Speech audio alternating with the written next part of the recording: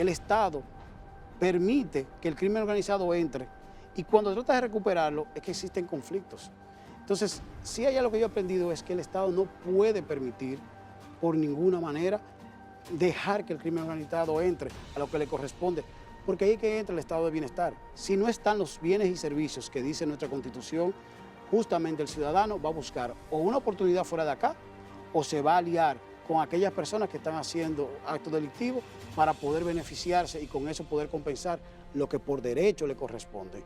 Y eso es parte de la ciudadanía responsable, porque tenemos que llenar de gallardía al dominicano. Esto no es un favor, esto no es una dádiva, esto es un derecho que me corresponde, una asistencia social, una beca, un apoyo educativo, lo que tiene que ver con el seguro de salud. Esos son derechos.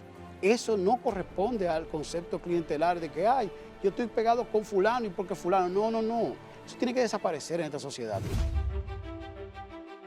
Hola, buenas, muy buenas. Bueno, no hay deuda que no se pague ni plazo que no se cumpla. Llegó la hora de los hornos electorales, finalizada la campaña electoral. En el programa de hoy, que está dentro de este periodo donde se debe ser sumamente cuidadoso a la hora de tocar el tema político, bueno, pues es el momento adecuado de pensar el país, Y bueno, lógicamente para pensar el país, ¿qué mejor que un pensador político que está presentando credenciales como un gran gerente, algo importantísimo, y si algo faltaba, tiene el don de la conciliación, de buscar consensos, rescatar equilibrios, que al fin y al cabo, de alguna manera, eso es la democracia. La búsqueda de consenso, el respeto de los derechos, de los procesos. Precisamente por eso hoy en este programa tan especial es don Pablo Ulloa quien nos acompaña. El señor defensor del pueblo está en McKinney. Bienvenido, mi señor, mi respeto. Muchísimas gracias, respeto mío y de mi familia. Bueno, oye, ¿cómo tú estás? Tú vas cargado, gracias a Dios. Sí. Bueno, eso es parte de la gran riqueza, la primera riqueza de un hombre, bueno, la familia. Ahí que está la piedra angular, Pablo. Ahí termina siendo la base que sustenta todo ser humano. Y la dimensión política, social, económica, son rasgos. Ahora, el ser humano termina siendo aquel que almacena espacios de felicidad. ¿Y quién más que la familia para darle esos espacios más perdurables a cualquier ser humano? ¿Quién te marcó a ti en esto de la familia? Porque tú eres de los pocos funcionarios públicos, servidores públicos, que dan una especial importancia y protagonismo a su familia. Me parece lindísimo cuando tú vas a un acto importante de defensor del pueblo y siempre va el niño y la doña. Y eso uno no está muy acostumbrado a estas cosas. ¿Eso de dónde viene la madre Mira, o el papá? ¿De dónde vino eso? Lo que pasa es que yo no viví esa experiencia porque tanto mi papá y mi mamá se separaron yo joven y como tú bien sabes, los dos murieron joven. Entonces, Marlene sí tiene marcado en su familia, esa familia, tú la has visto, preciosa, nuclear, que los domingos se reúnen, y eso yo he tratado de replicarlo porque a la carencia tú tratas de buscarle solución. Entonces yo quiero que Enrique sí pueda desarrollarse de manera plena, con amor, con dedicación, y todos los sacrificios que he tenido que hacer en mi vida es justamente para que Enrique pueda fortalecer ese elemento psicológico, emocional, afectivo, sobre la base de una familia que le demuestra a él todo el amor que le tiene. Pero tú veas que son los juegos de la vida, el azar de la vida, porque cualquiera diría, bueno, es que él es así porque tuvo unos padres que estuvieron casados durante 70 años, que había una tradición. Al contrario, tú eres así porque tú quieres ofrecerle a los tuyos lo que la vida, por razones, por ejemplo, si hay yo tengo muchos rasgos de mi mamá porque fue con quien yo me crié, fue la que me levantó.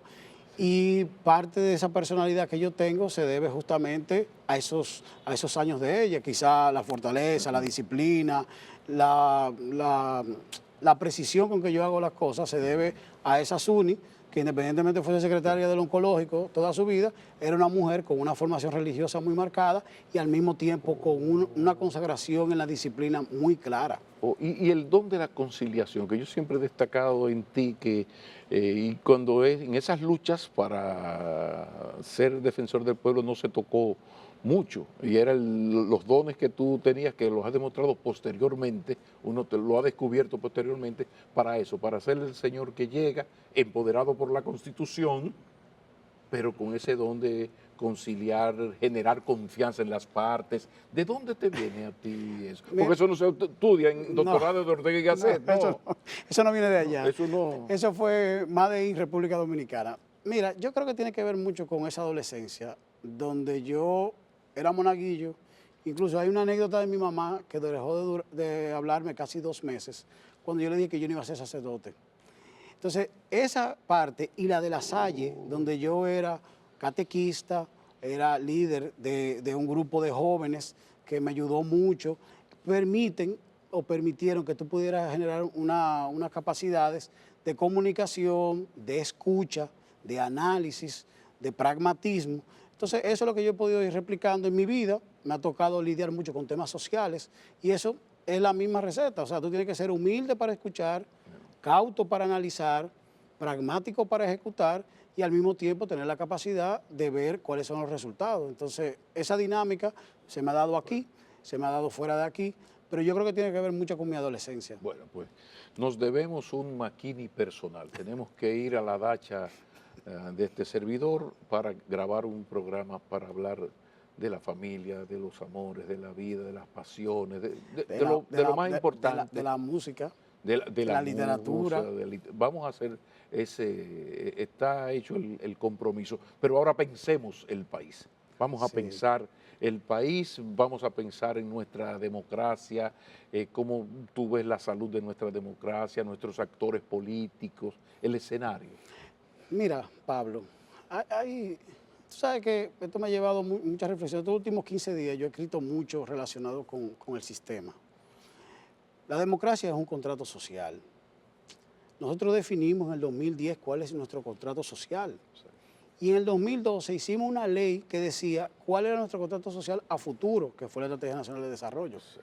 Lo que pasa es que ahí viene un primer problema de República Dominicana, la falta de institucionalidad y la falta de continuidad del Estado. Tú tienes una serie de indicadores que tienen que impactar directamente al ciudadano y a la ciudadana. Si tú lo haces ley, pasó por un tamiz, que es el Congreso, por lo tanto tuvo amplio consenso. Exacto. Los que vengan, desde el punto de vista ejecutivo, desde el punto de vista municipal, tienen que abrazar esa estrategia, porque en el 30 tenemos que hacer otra para definir cuál es República Dominicana del 50. Entonces tú sigues teniendo falencias de los siglos anteriores o de años anteriores. O sea, cuando tú hablas de embarazo infantil o adolescente, tú estás hablando de situaciones que se han podido solucionar con una muy buena inversión en educación y en salud pública, que se ha dado, sí se ha dado desde el punto de vista de los indicadores en relación al Producto Interno Bruto. Ahora, ¿dónde está el factor de pedagogía social? Y esos dos elementos que es de salud, que implican la educación, son los que limitan a una joven a poderse desarrollar de manera plena. Pero ¿qué pasa? Los actores del sistema están marcados por una estructura que se llama partido político. Cuando tú lees la Constitución en su artículo 214, te dice cuáles son las funciones y las responsabilidades de los partidos. ¿Y cuál es la primera? Construir ciudadanía. Eso implica formar a sus miembros. Los partidos no lo hacen. Los partidos están enfocados en la parte electoral única y exclusivamente. En su gran mayoría, que hay excepciones, que hay dirigentes políticos que entienden el valor de la educación y de su formación, claro que sí. Y no hay manera de llevarlos a ellos a ocuparse de eso, porque tengo entendido que incluso el financiamiento que da el Estado asigna un porcentaje para la educación. Y por eso nosotros hemos hecho varias actividades, incluso, mira, yo me recuerdo que trajimos frente a todos los partidos políticos, le hicimos una actividad con el que es hoy director adjunto del gabinete de Pedro Sánchez, que es Antonio, un gran amigo de cuando yo estudiaba allá. Entonces, así mismo trajimos a Verónica Fumanal, así mismo le trajimos a Hanna Jalul, que es la directora del PSOE para el tema de cooperación. Así mismo hemos traído figuras de renombre como expresidente y demás, para que los partidos lo puedan entender y sus dirigentes. Incluso, fíjate que nosotros siempre generamos debate y hemos creado hasta una mesa de mujeres que le hemos llamado lideresas. En esa mesa de lideresas hay 2 de las candidatas vicepresidenciales que participan cada 3 meses y hay varias candidatas que son parte de ese esfuerzo de 300 o 400 mujeres que se nuclean cada 3 meses a analizar temas que son formación política, pero desde una perspectiva más amplia. Entonces, ahí es que entra uno de los factores de riesgo. Nuestros partidos políticos tienen que entender cuál es la dinámica de la sociedad, pero no la local, la internacional. Porque cuando tú ves América Latina, tú ves Nicaragua perdió lo que es democracia. El Salvador tiene un gobierno de fuerza. Venezuela perdió lo que es democracia. Guatemala y Ecuador tienen una situación de riesgo continuo con el narcotráfico y el crimen organizado. Entonces, nuestros partidos son esencial y tienen que entender la importancia que ellos revierten para todo el sistema y que nosotros dependemos de la frugalidad con que ellos elijan su candidato, de la frugalidad con que reciban sus fondos, de la frugalidad con que lo ejecuten y la rendición de cuentas al final. Porque muy probablemente ellos se centran en cuántos diputados, senadores, o diputadas, o senadoras, o alcaldesa eligen. Ellos tienen que ver todo el proceso que se construye alrededor de ellos, que es parte de lo que nosotros hemos perdido del antaño. Entonces, cuando tú ves una República Dominicana a futuro que está basada en democracia, en estabilidad, en cero conflictividad, en resolución de conflictos de manera armoniosa, a diferencia de pares, por ejemplo, Panamá. Nosotros siempre crecíamos debajo de Panamá o con Panamá. Sí. Panamá ha generado una compulsión sobre la base de la minería y sobre la base de los medicamentos del consumo. Entonces, tú tienes una polarización que se vio en las últimas elecciones, donde los candidatos andaban por un 10, un 15, un 20. Tener un tejido político de esa magnitud, con candidatos que tienen un 10, un 5, un 8, es imposible ponerse de acuerdo. Aquí no tenemos esa realidad. Aquí tenemos la capacidad de podernos poner de acuerdo y este proceso que viene, estos 4 años, van a implicar necesariamente por lo menos 5 transformaciones estructurales. Y eso va a implicar mucho diálogo y humildad y cero ego. Bueno, dijiste 5 puntos, como aquello de la Revolución Cubana.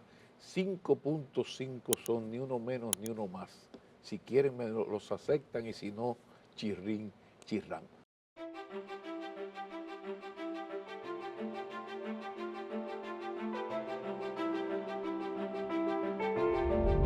¿Podemos repasar esos 5 puntos o algunos por lo menos fundamentales? El primero que yo te diría, por lo que implica en cuanto a derechos fundamentales, es la seguridad social. Aquí cohabitan 2 modelos, un modelo de salud y un modelo de pensiones. Uno, a la ultranza colombiana, que ahora viene de un proceso de discusión de su nuevo modelo, que incluso yo duré casi una semana y pude entrevistarme con el liderazgo político, con el presidente Uribe, con Fico, con los 2 Galán, tanto el alcalde como el presidente, con el alcalde de Antioquía, y el espíritu es transformación. Y tienes el otro modelo, que es el de pensiones, que es un modelo chileno. Ahora, dentro del marco de la operatividad, tú tienes muchas falencias. Tú tienes costos de bolsillo que tienes que enfrentar. Tienes que definir lo que es una unidad de atención primaria. El modelo de atención primaria no es infraestructura, tiene todo un concepto. Tú tienes que definir cómo vas a unir el índice de unidad primaria con farmacias del pueblo, que ahora se le llama Promesecal, porque tenemos 2.000 unidades de atención primaria, según el Ministerio, y tenemos 600 farmacias del pueblo. Ahí hay un costo de traslado, que quien lo siente es el más necesitado. Claro. Tú tienes una reforma pendiente de la parte fiscal, pero más que fiscal, que se puede discutir en su profundidad, si tú te vas a ir por el volumen de venta, o te vas a ir por el tema del ITEVI, o te vas a ir por las exenciones, eso tiene su dinámica. Tienes el tema del gasto público, y la eficientización implica reducción del Estado en algunos casos y en otros priorización de la inversión. Gasto y calidad. Y calidad implica necesariamente definir un norte. Por eso te decía que la ley 1.12 de la Estrategia Nacional de Desarrollo lo definió. Lo lógico era asumirla, concluirla y volver a hacer otra.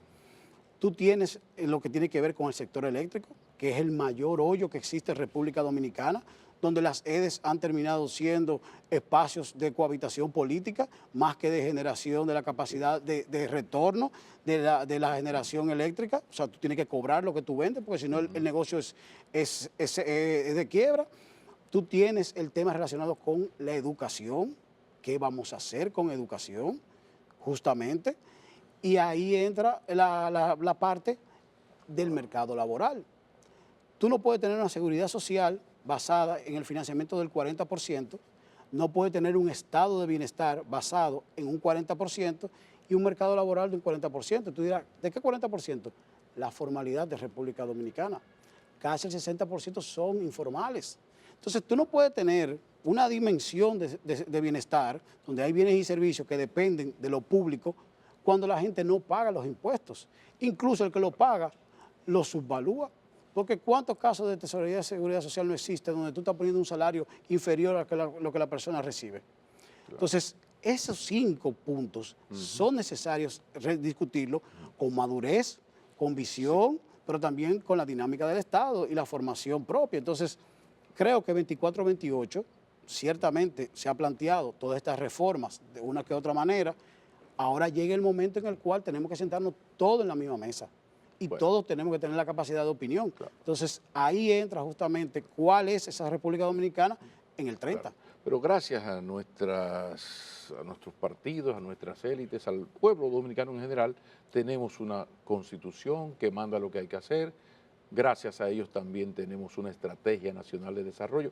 Digamos que el norte está indicado, o sea, sabemos qué es lo que hay que hacer. Donde está la naiboa, el gutatiberol, el problema, el meollo de esto es en el ente conciliador de todos estos intereses, que no puede ser únicamente el presidente de la República, no, porque al mismo tiempo de jefe del Estado es el líder de un partido político, tiene intereses. Ahí entra quizás, entre otras instituciones, el defensor del pueblo y los dones del defensor, del funcionario Ulloa, defensor del pueblo, para ser el gran aglutinador, porque todo lo que tú has planteado aquí, esto es casi una revolución. O sea, tú tienes, por ejemplo, el tema seguridad social. Óyeme, ahí hay intereses, sector eléctrico, de miles de millones de pesos. Ahí están los cuartos de chanflín. Entonces se supone que se va a necesitar ese ente conciliador que pueda reunir a las partes y vamos a negociar. Háblame de la posibilidad de esa mediación. No, incluso nosotros estamos creando espacios. Y la disponibilidad también, si está disponible. La disponibilidad siempre, gracias a Dios, porque yo creo que soy un servidor público. Ahora, por ejemplo, seguridad social. Nosotros estamos haciendo una apuesta para que en el mes de julio, y hemos contactado a la mayoría de los sectores y seguiré visitando a cada uno de ellos, tengamos un espacio de 2 días donde podamos analizar la seguridad social en los 2 nódulos que te hablé y generar una relatoría del defensor, porque la segunda legislatura arranca el 16 de agosto. Se supone que se va a crear una comisión mixta para el tema de la reforma de la Ley de Seguridad Social y el defensor del pueblo tiene que llegar con una propuesta. Porque nosotros hemos creado una unidad de análisis legislativo que es la que nos permite poder dar una opinión de la ley del DNI, por ejemplo, en octubre, cuando el debate era en diciembre, ya nosotros lo habíamos dicho, es incorrecto. Pero también tenemos la capacidad de opinar en todos los proyectos de ley que tienen que ver con derechos fundamentales.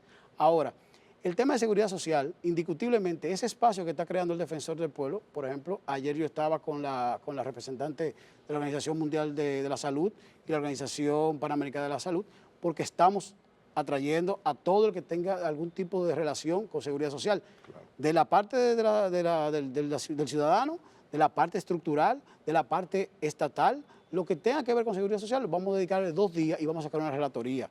De igual manera se tienen que dar en otros procesos, porque te pongo el ejemplo de lo que nosotros hicimos con un esfuerzo de investigación y desarrollo, el tránsito. El tránsito, nosotros lo vemos como el tapón que tomamos para llegar a un lugar y la incomodidad de media hora, pero el tránsito de todo país es parte de la seguridad ciudadana, al igual que las cárceles es parte de la seguridad ciudadana. El monitoreo y perimetraje de la policía es parte de la seguridad ciudadana. Entonces, aquí lo importante es que quienes nos sentemos, si en dado caso me corresponde, como defensor del pueblo, tengamos una visión de Estado y entendamos la madurez que hay que tener, porque las reformas últimas sucedieron en gran medida en el 92, que fue el Código Laboral y el Código Tributario. Ahora, Seguridad Social del 2002 y ha habido reforma del Estado, pero ya hay que sentarse en un solo plano. Sin embargo, los menos optimistas te hablan de que las grandes transformaciones institucionales, económicas y políticas han sido precedidas de grandes crisis. Esos avances del 92 tienen que ver con la crisis dominicana del Sí. 89, 88, 89 y 90, hay que recordarlo. Luego vino el gran acuerdo del 94, después de que el sistema de la democracia peligró en aquella gran crisis. Los menos optimistas, insisto, hablan de que en la medida en que no hay esa gran crisis nacional, como que los sectores, todos, estoy diciendo todos, como en el cuento, él dijo a todas, hermanas, ¿no? Todos, como dicen, mira, de aquí no haya una gran crisis, yo no cedo. Entonces, ¿a qué se puede hacer? Y acudo a ese don de negociación que tú tienes y de persuasión positiva para convencer a los sectores que podemos negociar antes de que el país esté realmente en peligro. El ejemplo de la seguridad social creo que ayuda, ejemplifica como pedagogía social. El vencimiento de las 360 cotizaciones, faltan años para eso. Ahora, el defensor del pueblo, por un sentido de neutralidad y responsabilidad, está convocando a los actores para que podamos tener espacios de conferencias, paneles y poder hacer una relatoría. Ahora, nosotros, República Dominicana, no puede darse el lujo de hacer procesos de transformación cíclica, sino debemos de entrar en la lógica de anticíclico. Porque este momento de paz es el que te permite buscar los consensos para hacer de manera racional todas las transformaciones. Cuando tú estás en crisis, tú tienes que tapar un hoyo. El anticipo fue un parcho que se ha quedado perenne. Entonces tú no puedes trabajar sobre la base de que hay una crisis en el 2008 con el tema inmobiliario de Estados Unidos o una crisis de los bancos en el 2002 fruto de la quiebra de un banco. Tú tienes que diseñar, y para eso las políticas públicas están claras, lo que es una matriz de las transformaciones del Estado que corresponden. Por ejemplo, si hablásemos de justicia, hay un debate central.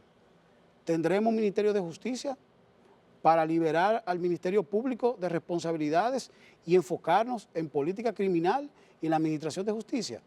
Bueno, eso es una discusión macro. Ahí es que tenemos que llegar como país. Ya la cháchara y el debate se quedó el 19 de mayo. Ya lo electoral consumió esa dinámica popular y esa dinámica de la discusión banal.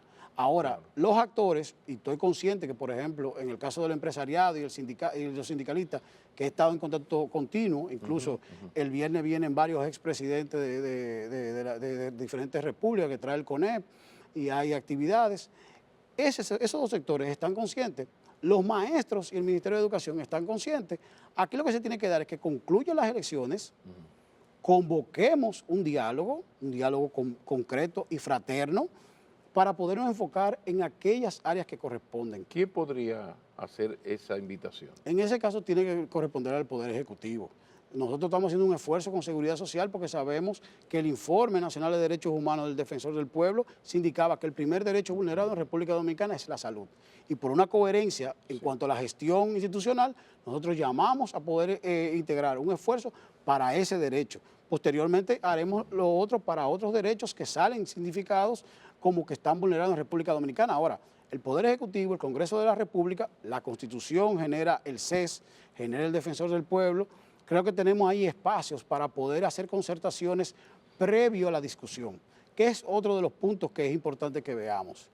Si algo tenía de grande el Monseñor Agripino Núñez Collado, que tuve el placer de poder compartir mucho con él y quizá tal vez aprendí algo, eran los acuerdos previos. Porque en las mesas tú tienes que llegar con puntos concretos. Claro. Si el problema del mercado laboral de República Dominicana subyace en un solo artículo, que es al parecer la cesantía, porque ya las otras categorías de trabajo, los tipos de trabajo nuevos y demás, la cesantía, la Ley de Seguridad Social en su artículo, creo que 147, plantea el Seguro Nacional de Desempleo. Entonces, tú tienes una ley posterior a este código. Tú tienes la posibilidad de sentar a los sindicalistas y al empresariado, garantizar los derechos adquiridos a esa población que vivió bajo un régimen del Código Laboral del 92 y habilitar la oportunidad para que las nuevas contrataciones vengan con una categoría particular. ¿Tú estás garantizando derechos? Sí. Estás utilizando la misma metodología que utilizó don Rafael Alburquerque cuando le tocó hacer la reforma. del Código Trujillo, que era el que teníamos en ese Sí, momento. sí. Garantizamos el bloque de derechos que tenemos, habilitamos la posibilidad y en eso se da un diálogo, pero tiene que ser honesto. Claro. El problema aquí es confianza. Y por eso es que yo he dicho siempre que ya la parte electoral concluye. Ahora entra el tema del Estado, Claro. de la sociedad, de la política pública, de la madurez de los actores.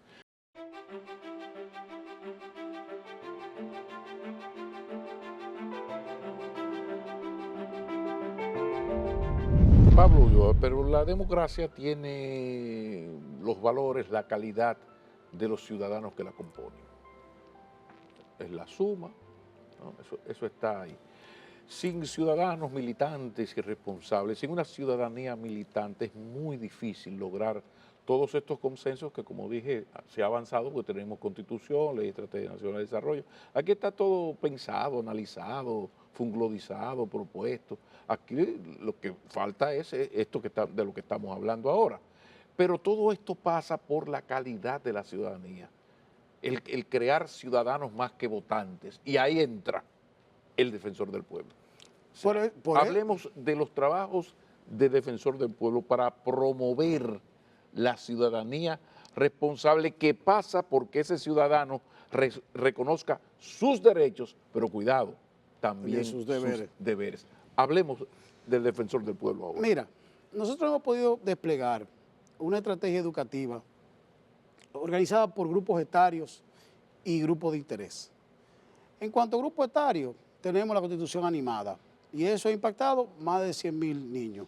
Ahora, estamos presionando para que el Ministerio de Educación asuma la impresión de los kits, pero ya hicimos un trabajo con los 7,000 directores de centros educativos de República Dominicana. En 18 regionales nos trasladamos a nivel nacional. Eso implica que nosotros en cada escuela vamos a poner un desplegable, como se utilizaba antes, tú que eres sociólogo, la parte de pedagogía social con unos pequeños cómics. Ahí tú tienes el derecho a la educación, el artículo 63, con un código QR, tú entras a la Constitución animada, pero al mismo tiempo estamos formando a los directores para que sean los líderes de un proceso que vamos a hacer, que es el defensor escolar y el voluntariado. Pero antes de continuar, el vínculo de defensor del pueblo con el Ministerio de Educación para llevar todas estas cosas a las aulas. ¿Hay posibilidad de que eso ocurra ya right now? ¿Se está hablando de eso? Nosotros firmamos un convenio, nosotros revisamos técnicamente a solicitud del Ministerio de Educación la Constitución animada, cumplimos sus estándares y ya lo que estamos justamente es solicitándole que ellos ya hagan los kits que correspondan para cada escuela. Pero en la jornada escolar de tan extendida, ¿habrá una hora, 2 horas a la semana que un facilitador se reúna con esos muchachos a explicarle derechos y deberes, que es la Constitución?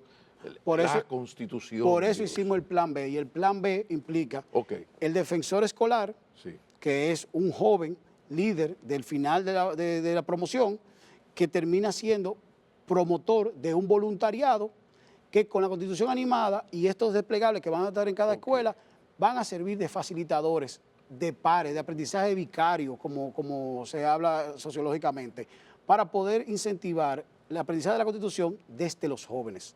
Ya si el ministerio se toma más tiempo, menos tiempo, ese tiempo es de ellos.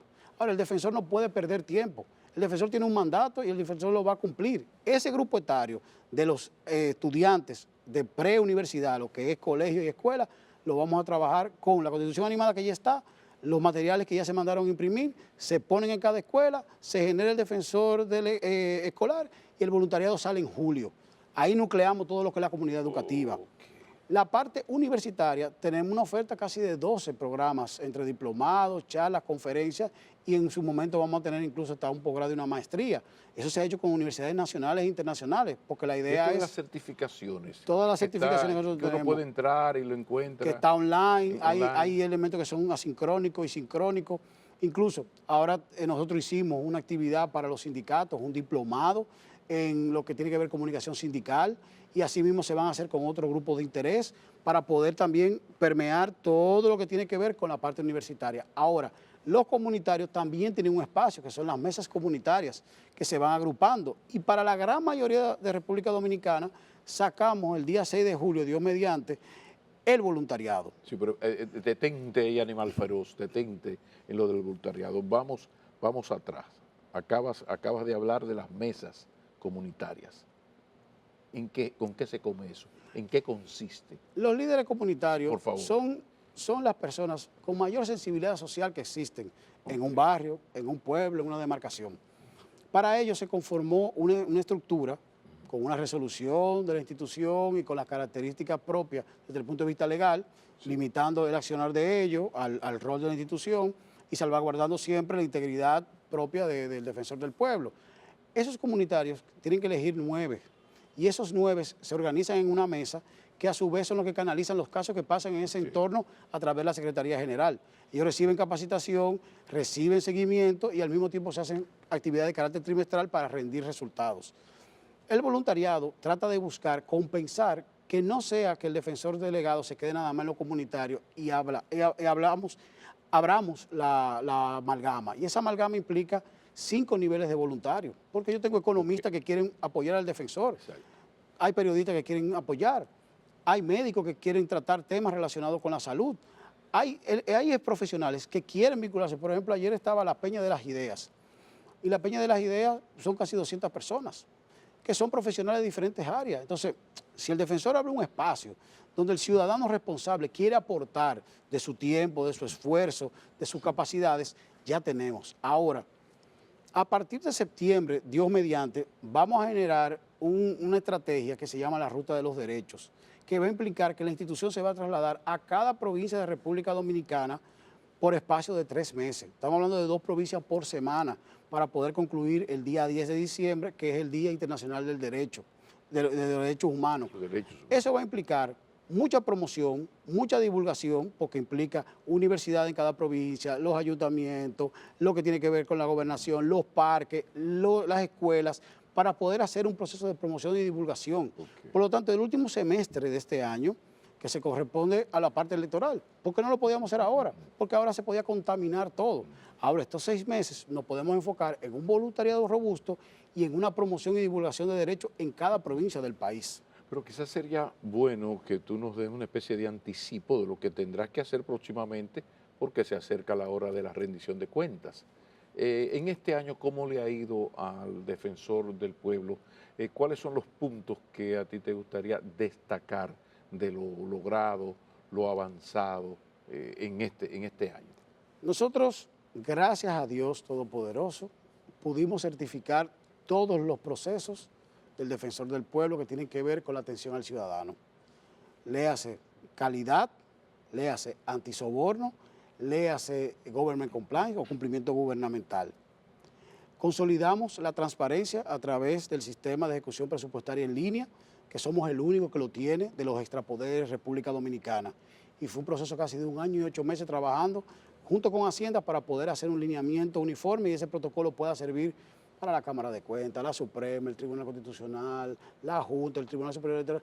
Quien quiera de los extrapoderes ya puede ejecutar su presupuesto en línea al estándar de lo que es el gobierno, en este caso el Ejecutivo, y un ejemplo de un extrapoder que es el defensor del pueblo. Esto tiene que ver con calidad, o sea, certificaciones, transparencia. Incluso la semana próxima hay una invitación para dar una conferencia en la Asamblea General de Naciones Unidas sobre la accesibilidad y la característica del defensor del pueblo como una invitación formal por el liderazgo internacional. Nosotros pudimos lograr ser presidente de la Federación Iberoamericana de Ombudsman, marcamos en Iberoamérica estrategias lúdicas pedagógicas para enseñanza de los derechos y los deberes, y esa parte quieren ver, además de lo de la aplicación. Me imagino que ahí tocarás lo que ha sido la internacionalización del defensor del pueblo de República Dominicana, que comienza por eso de la Federación Iberoamericana. Totalmente. Los puntos fundamentales, ya seguimos con la rendición de cuentas, pero los puntos fundamentales de esa conferencia que podía ser en el Casino de Baní, para hablar de lugares importantes, pero va a ser en la Asamblea de Naciones Unidas. Mira, a ver. Nosotros pudimos utilizar la tecnología para hacer accesible el defensor.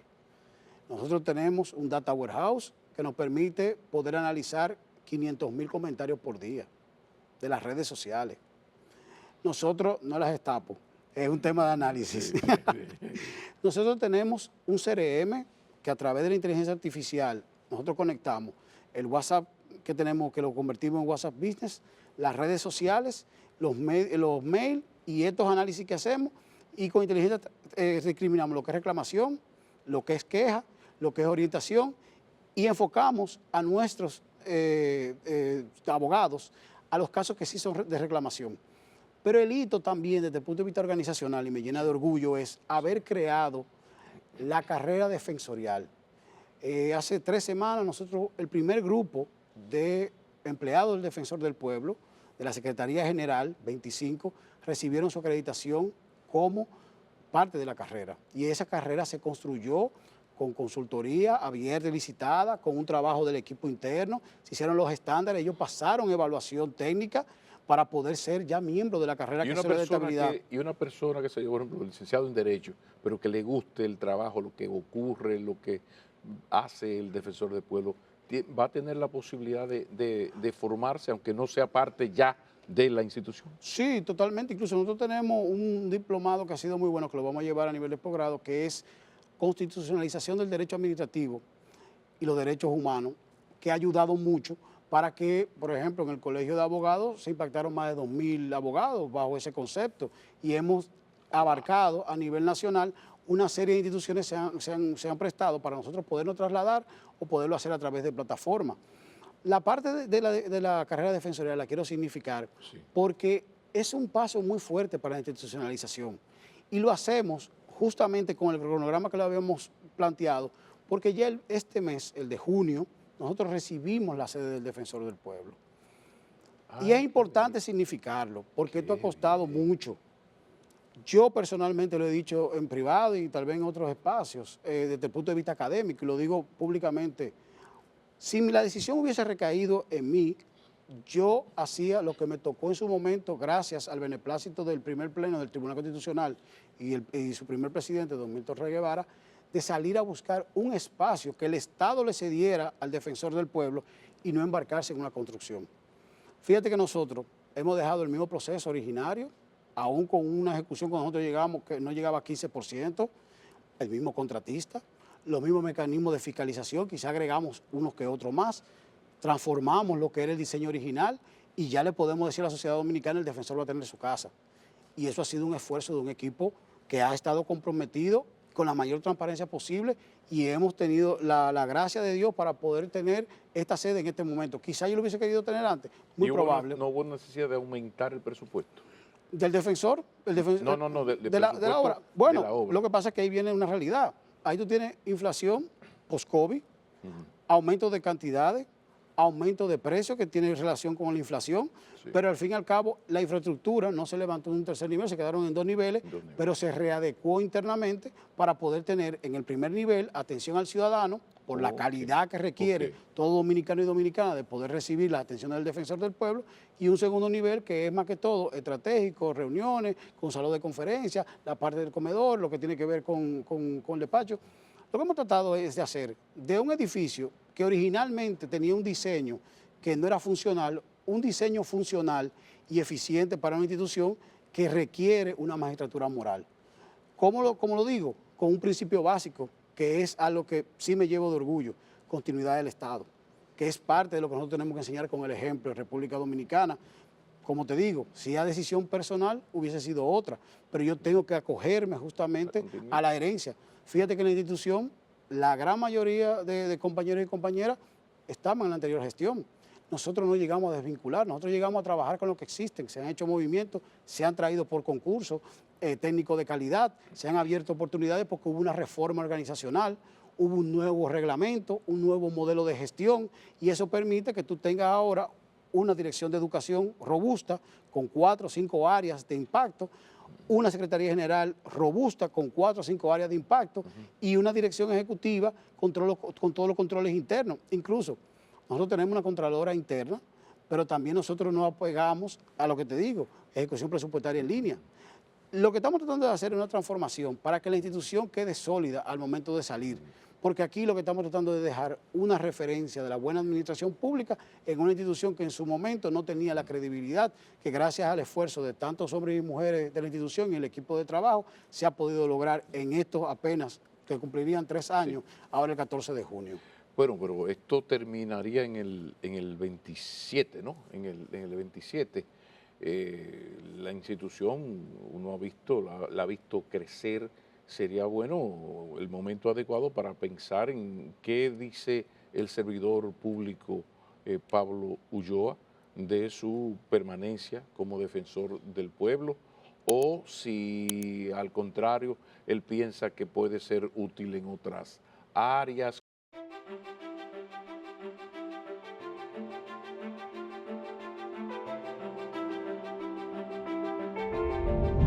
¿Cómo tú ves al defensor del pueblo más allá del 2027? No, el defensor yo lo veo como una institución que la gente le va a tener respeto.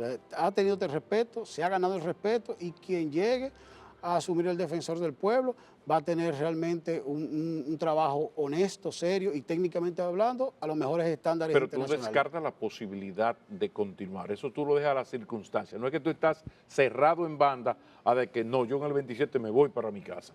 Eso, Mira, esa posibilidad no se cierra. yo no, es que yo creo en la divinidad. Yo creo, yo creo en la, ¿Cómo es eso? no, yo creo en la Tú divinidad. eres destinista. No, Cuidado. yo soy basado en la meritocracia.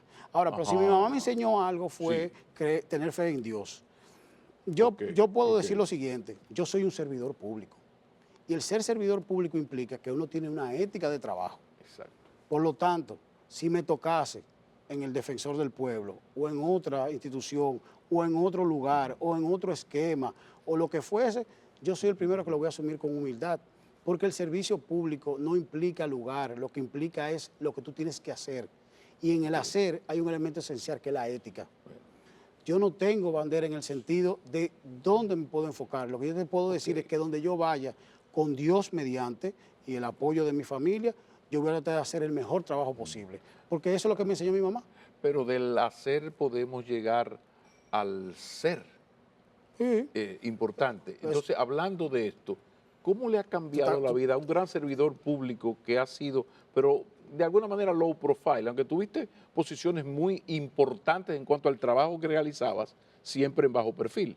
Ya el defensor del pueblo ha dado la oportunidad de que el país te conozca. Sí. En términos personales, ¿cómo te ha cambiado eso la vida de ser el gran técnico reconocido de low profile, que hizo un gran trabajo en el Tribunal Constitucional, en muchísimos sitios? Sí, por eso lo conocía la farándula de los técnicos, los doctores, los teóricos, la cosa, todo. Porque este es el único país donde el término teórico es despectivo, Es despectivo. una vaina rara. A mí me enseñaron lo contrario, pero... Sí, pero de repente ya pasas a defensor del pueblo y eres una figura, no solamente una figura pública, sino una figura constitucionalmente empoderada. ¿Cómo eso ha cambiado tu vida, el comportamiento, la visión después de esta experiencia de Pablo Ulloa? Mira, Dios ha sido tan grande, Dios ha sido tan bueno conmigo, que me dio la oportunidad de poder crear de cero, junto con el equipo del Tribunal Constitucional, una institución como el Tribunal. Y el defensor lo encontré en un nivel, y el nivel que lo vamos a llevar podemos decir que está fundada. Esos son los dos órganos que dice la Constitución que están para defender derechos. Por lo tanto, la satisfacción personal siempre va a ser grande. Ahora, la humildad es algo que a mí me lo impregnaron. Mira, Pablo, yo por 5 años comí el mismo menú del oncológico, porque era la comida que le regalaban a mi mamá. Los miércoles yo comía chuleta con berenjena y moro de habichuela negra. No te olvides. Todos los miércoles. Yo te puedo decir que cuando yo salía los sábados de la iglesia del oncológico para preparar la misa del domingo, yo lo que bajaba era la cocina, y Eulalia, que se llamaba la señora, me daba un pedazo de bizcocho y una supuesta empanadilla que eran de verano, porque cuando yo la mordía era brisa. Entonces, ¿por qué te hago esa historia? Está buena esa. ¿Por qué te hago esa historia? De veras. Porque gracias a Dios yo he pasado momentos buenos y momentos malos. ¿Y tú sabes cómo yo lo he pasado los dos momentos? En familia. Callados los malos, callados los buenos. Okay. Fíjate que, por ejemplo, yo salgo los sábados en el motor eléctrico a ver un motor eléctrico que compré para eso. Normal. Gracias a Dios. A veces aprovecho los domingos en la mañana, los sábados en la mañana. Fíjate que estamos tratando de siempre significar liderazgos en los barrios, de mujeres sobre todo, y eso me ha permitido mucho contacto con la gente. Yo te puedo decir que si el defensor ha logrado algo en mí, es ver la necesidad, pero al mismo tiempo poder de manera pragmática buscar la solución. Y en aquellos momentos que no es posible, tener la suficiente gallardía de poder decir, no se puede. Y eso el dominicano lo valora mucho, la verdad.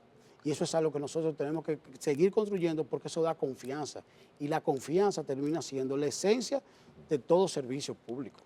¿Qué anécdota tú puedes contarnos que te haya marcado en estos 2 años ya? O sea, cosas que, mira, una vez yo fui a tal lugar, sobre todo porque hay un contacto con el pueblo que el Tribunal Constitucional no te lo permitía.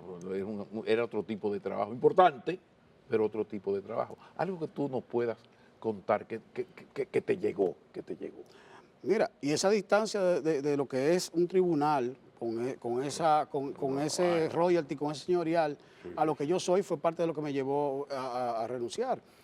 Ahora, mira, hay una anécdota que me dio mucha tristeza y fue en Mao. Y tuvo que ver con un apoyo que le fuimos a dar a una familia que su hijo de 12 años murió fruto de una bala y el otro hijo resultó herido por la misma bala y era un tema de droga. Wow.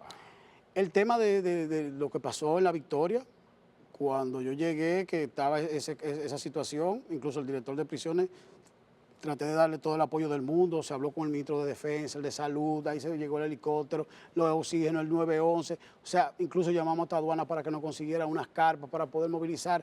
Eso fue algo que marca. El tema del canódromo, indiscutiblemente, ver el nivel de agresividad y de odio y de maldad que se generó ahí, fruto de una fiscalización por lo que existía de corrupción, por igual. La carcelita que cerramos en Villa Colina, que tenía 240 gente en un espacio que era para 40 personas, Wow. y un sábado al mediodía aparecen 52 resoluciones, ¿y de dónde van a aparecer? Entonces, ese esquema de esa microcorrupción a mí me preocupa mucho y me ha marcado. Porque tanto el caso de la carcelita, tanto el caso del canódromo, lo que tiene que ver con el microtráfico, fíjate que va lo mismo. El Estado permite que el crimen organizado entre y cuando trata de recuperarlo es que existen conflictos.